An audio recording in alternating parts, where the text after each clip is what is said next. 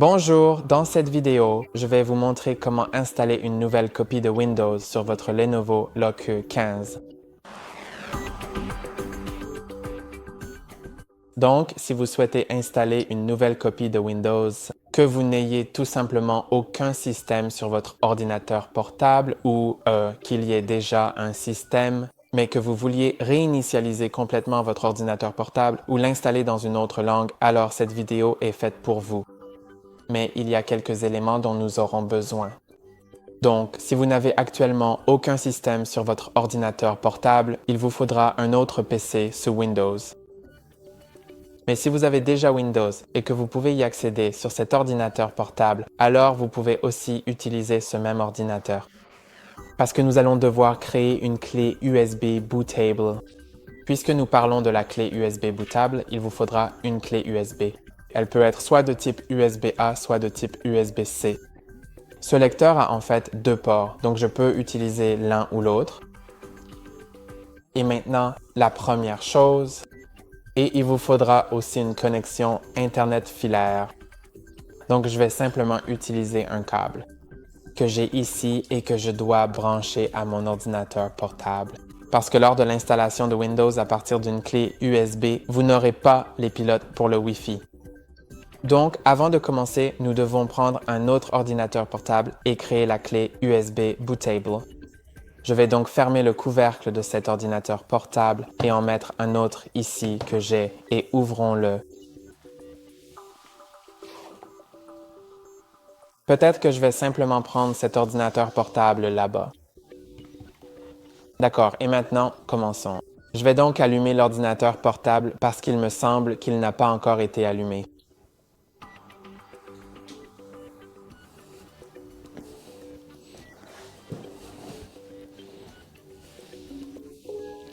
Et je vais le déverrouiller. Et d'abord, nous devons télécharger une copie de Windows. Allons donc sur un navigateur, je vais choisir Google Chrome et chercher Windows.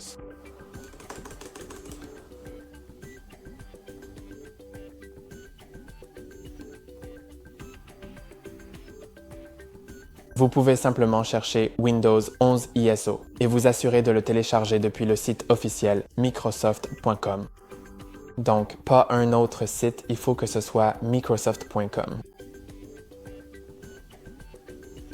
Ici, il suffit de faire défiler vers le bas jusqu'à ce que vous voyez. Télécharger l'image disque Windows 11 ISO pour les appareils x64. Et ensuite, vous pouvez sélectionner Windows 11, puis télécharger maintenant, puis choisir la langue. Donc, c'est important de connaître la langue que vous sélectionnez afin de choisir la bonne, car si vous en choisissez une autre, tout le processus d'installation se fera dans cette langue. Donc, je vais choisir Anglais international et cliquer sur Continuer, puis je vais sélectionner le téléchargement 64 bits. Et comme vous pouvez le voir, le téléchargement a commencé ici. Il est indiqué que cela va prendre pas mal de temps. Voyons voir. D'accord, je pense que j'ai déjà téléchargé cette image il y a quelques jours. Oui, je l'ai. Et c'est exactement le même fichier. Donc c'est celui-ci que je vais utiliser. Et il nous faut un autre outil. Je vais donc simplement mettre le téléchargement en pause puisque je l'ai déjà, mais si ce n'est pas votre cas, il faudra juste patienter. Ensuite, je vais chercher Rufus. C'est un outil qui va nous permettre de créer la clé USB bootable, donc rendez-vous sur le site rufus.ie. Il faut que ce soit exactement celui-là. Assurez-vous de toujours télécharger les fichiers depuis les sites officiels. Ensuite, je vais simplement sélectionner la première option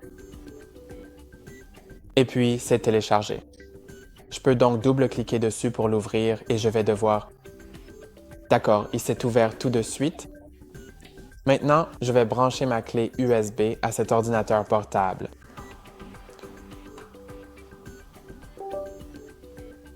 Voilà, elle est maintenant détectée. Commençons donc par sélectionner l'ISO. Alors, cliquez sur Sélectionner.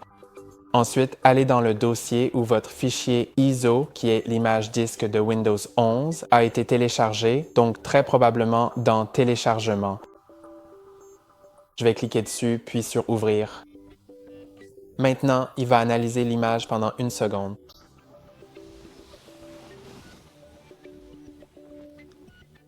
Et maintenant, nous pouvons commencer. Et au démarrage, on va vous poser quelques questions. Donc, en fait, si vous n'avez pas de câble Ethernet ou si vous ne souhaitez pas vous connecter à un compte Microsoft, n'hésitez pas à sélectionner l'option Supprimer l'obligation d'un compte Microsoft en ligne. Dans ce cas, vous n'aurez pas besoin de vous connecter à Internet, mais en réalité, il faudra quand même le faire plus tard car vous devrez télécharger des mises à jour. Je vais simplement la désélectionner parce que peut-être que certains d'entre vous n'ont pas ou n'installent pas via Rufus et à la place, ils utilisent une autre méthode. Choisissez le disque que vous avez personnellement acheté. Donc, vous n'avez tout simplement pas cette option et je vais la désélectionner. Comme ça, ce tutoriel fonctionne pour tout le monde. Et je vais cliquer sur OK, puis OK. Mais bien sûr, vous pouvez le modifier comme vous le souhaitez.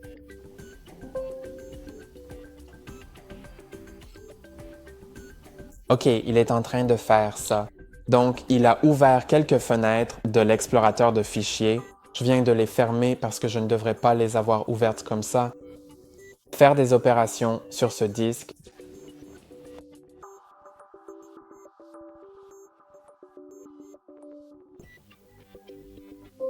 Et quand il indique que c'est prêt, cela signifie que vous pouvez simplement fermer Rufus et débrancher votre clé USB. Donc, je viens de la débrancher et nous pouvons continuer sur notre ordinateur portable Lenovo. Je vais donc sortir ce deuxième ordinateur portable d'ici. D'accord, je pense qu'il est suffisamment visible à la caméra. Donc, ce que nous devons faire en premier, c'est brancher le disque. Je viens donc de le brancher.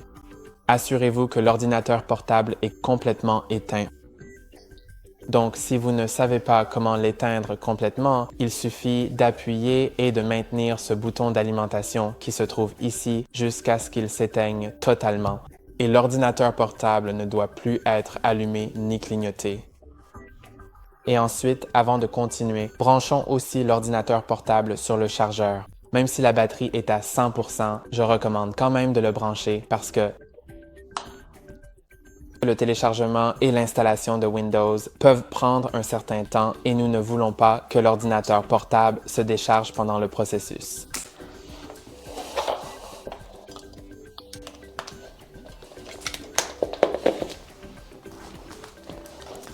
J'ai donc mon chargeur branché à la prise murale et maintenant, je vais le brancher à l'arrière de l'ordinateur portable. Le port se trouve juste ici. C'est le port de chargement, donc on peut simplement le brancher ici.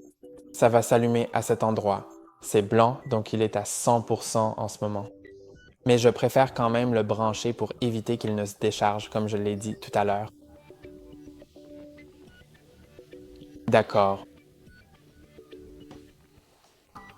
Et maintenant, il faut appuyer sur le bouton d'alimentation et dès qu'on l'a relâché, il faut commencer à appuyer sur la touche F12 jusqu'à ce qu'on accède au menu de démarrage unique qui nous permettra de sélectionner la clé USB comme périphérique de démarrage.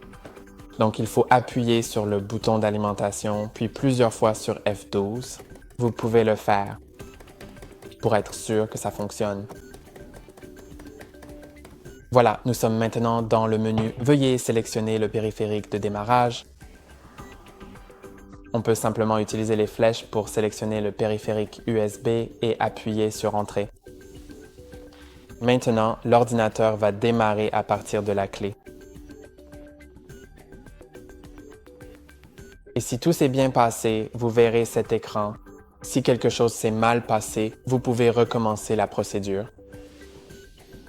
Et maintenant, il suffit de sélectionner la langue ainsi que le format de l'heure et de la monnaie.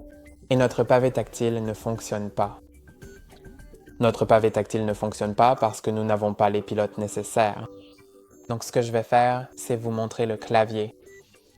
Comme ça, vous pouvez voir que j'utilise le clavier pour sélectionner les options au lieu du pavé tactile. Bien sûr, vous pouvez simplement brancher une souris externe. Cela fonctionnera. Mais si vous n'avez pas de souris externe, alors vous pouvez simplement suivre ce que je fais avec le clavier pour effectuer la configuration. Je vais donc juste déplacer la caméra. D'accord, et je pense que tout est bien visible maintenant, donc on peut commencer simplement en appuyant sur la touche Tab. Vous pouvez voir que lorsque j'appuie sur la touche Tab, cela commence à surligner légèrement l'une des options. Donc c'est comme heure et devise. Maintenant, si j'appuie sur Maj plus Tab, je reviens en arrière. Je vais donc simplement laisser la langue d'installation sur anglais, États-Unis, mais si vous voulez la changer, il suffit d'utiliser les flèches, je crois. En fait, je n'ai pas d'autres options pour la langue à installer, mais pour l'heure et la devise, je peux simplement la changer. Bien que vous puissiez aussi la modifier plus tard dans les paramètres. Je vais donc maintenant appuyer sur Entrée. Ensuite, vous pouvez changer le clavier ou la méthode de saisie, donc je vais simplement la modifier. Avec les flèches, rappelez-vous, en étant positionné sur ce champ de sélection, puis appuyez sur Tab pour passer au suivant et vous pouvez appuyer sur la barre d'espace. Maintenant, assurez-vous que Installer Windows 11 est sélectionné, puis allez sur J'accepte, tout sera supprimé, appuyez sur la barre d'espace, puis appuyez sur Entrée pour continuer.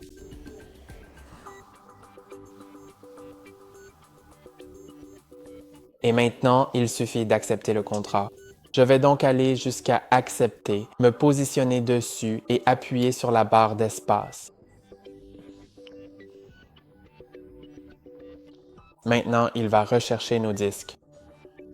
Donc, si tout a été trouvé correctement, vous aurez au moins 2 disques et vous pouvez voir qu'ils ont des partitions différentes. Si vous n'avez aucun système sur cet ordinateur portable et qu'aucun système n'a jamais été installé, alors il n'y aura que le disque, 0 espace non alloué sans aucune partition. Cependant, s'il y en a plusieurs, je vous suggère simplement de regarder la plus grande partition. Dans ce cas, c'est 476 gigaoctets. Cela signifie que c'est presque un demi-téraoctet.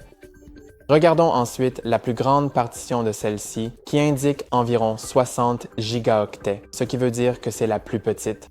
On peut donc facilement identifier que c'est notre clé USB tandis que celle de plus grande taille est notre disque. Et il est vraiment important de ne pas installer accidentellement, par exemple de ne pas sélectionner notre clé USB pour l'installation. Et maintenant, si vous avez seulement espace non alloué du disque 0 et pas de disque 0 avec des partitions, ou si le plus grand disque est le disque 1. Dans votre cas, c'est, vous savez, simplement le disque système. S'il n'y a que de l'espace non alloué, alors vous pouvez le sélectionner et appuyer sur Entrée. Mais si vous avez quelque chose comme moi, alors sélectionnez toutes les partitions qui sont présentes. Je vais donc commencer par sélectionner la partition 1 en me déplaçant avec les flèches, puis j'appuie sur Alt-D sur mon clavier. Sur certaines configurations de clavier, cela ne fonctionne qu'avec la touche Alt de gauche, gardez cela à l'esprit.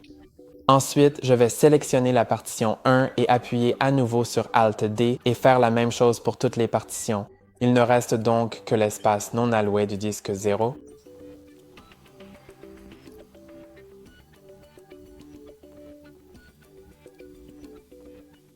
Et maintenant, comme nous n'avons plus que l'espace non alloué du disque 0, nous pouvons nous assurer que nous sommes bien positionnés sur le disque 0. Donc, lorsque vous vous déplacez avec les flèches, assurez-vous que c'est bien le disque 0. Maintenant, nous pouvons appuyer sur Entrée.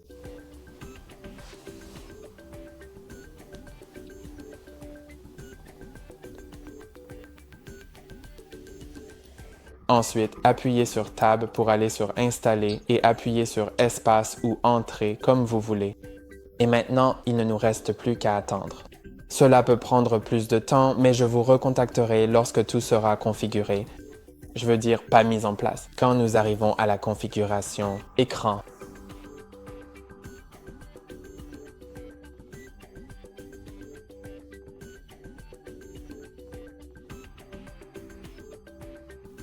Et maintenant, nous sommes dans le processus de configuration.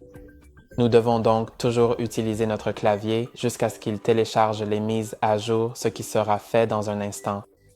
Alors, commençons par sélectionner la région du pays. N'oubliez pas que vous pouvez vous déplacer avec les flèches. Ensuite, lorsque vous avez terminé, appuyez simplement sur Entrée et sélectionnez maintenant la disposition du clavier. Donc, je vais chercher la mienne.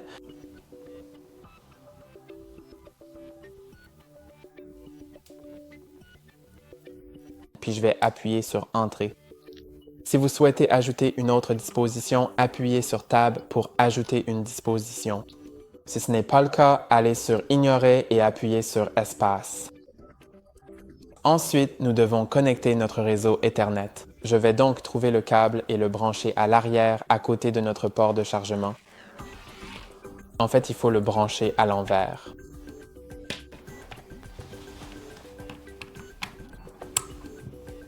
D'accord, je pense que c'est fait. Il est en train d'identifier le réseau maintenant.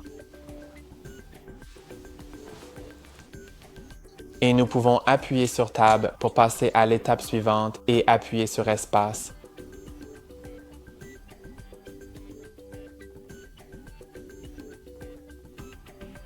Et maintenant, il va commencer à vérifier les mises à jour.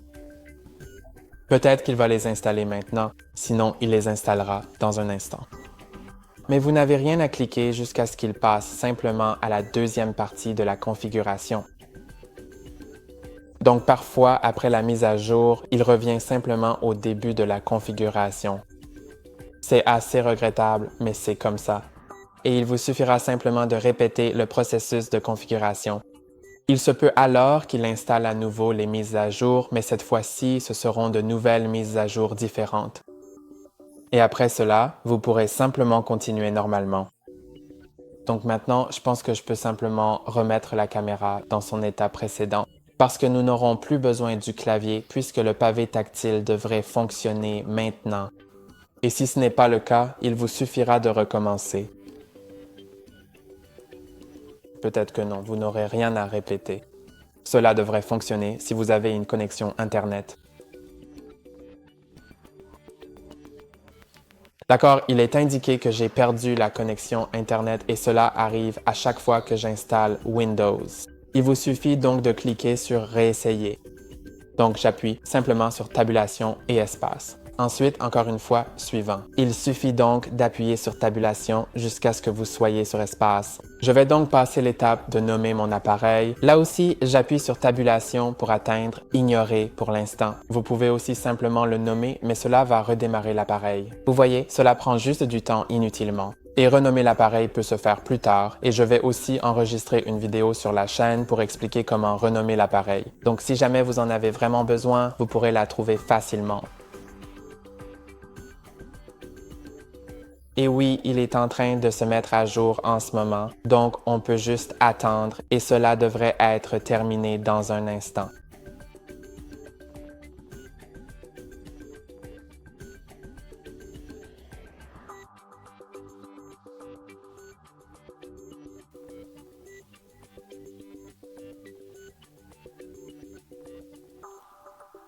Et comme je peux le voir, il est revenu à l'état précédent de configuration, donc je dois simplement recommencer. Voyons si le trackpad fonctionne maintenant. Il ne fonctionne toujours pas, donc vous pouvez simplement suivre les étapes STR des précédentes configurations UM.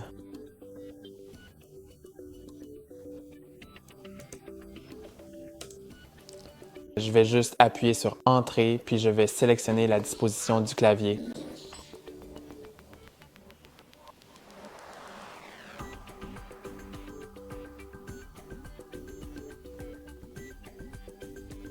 Pour certaines personnes, cela fonctionnera maintenant, donc cela dépend, mais dans mon cas, vous pouvez voir que cela n'a pas commencé à fonctionner. Non, je ne voulais pas ajouter la disposition, donc je vais simplement revenir en arrière.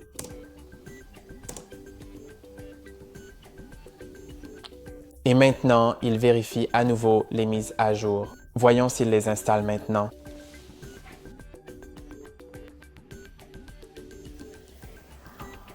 Je vais passer l'étape de nommer l'appareil.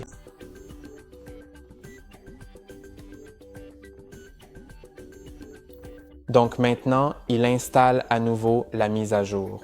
Et cette fois, cela peut prendre encore plus de temps ou moins, selon la connexion et selon les mises à jour qui sont en train d'être installées. Mais comme je peux le voir, il est passé directement à l'installation à 97%. Donc en fait, cela peut prendre peu de temps maintenant.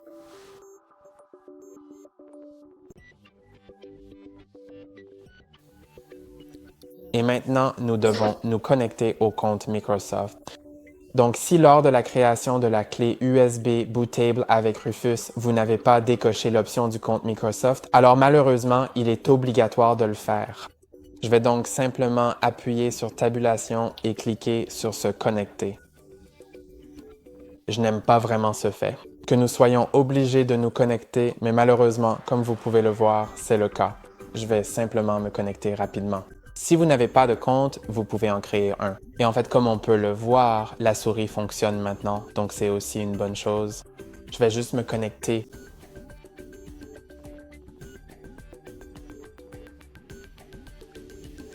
Voilà. Nous devons maintenant créer un code PIN pour notre compte. C'est simplement pour protéger et avoir un moyen plus rapide de se connecter. Il n'y a aucun moyen de passer cette étape. Donc, il suffit de définir le code PIN. C'est plutôt bien parce qu'il est important d'en avoir un. Donc, je vais simplement le définir.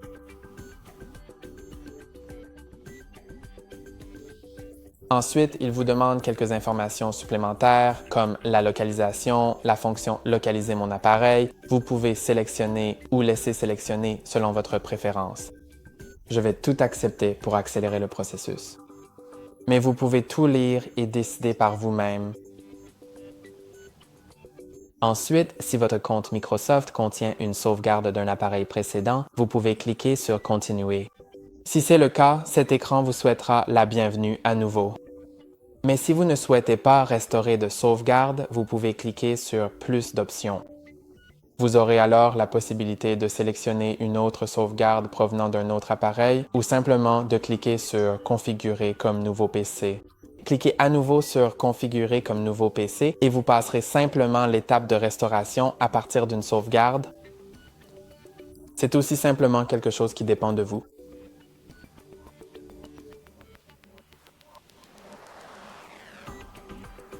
Maintenant, vous devrez le faire.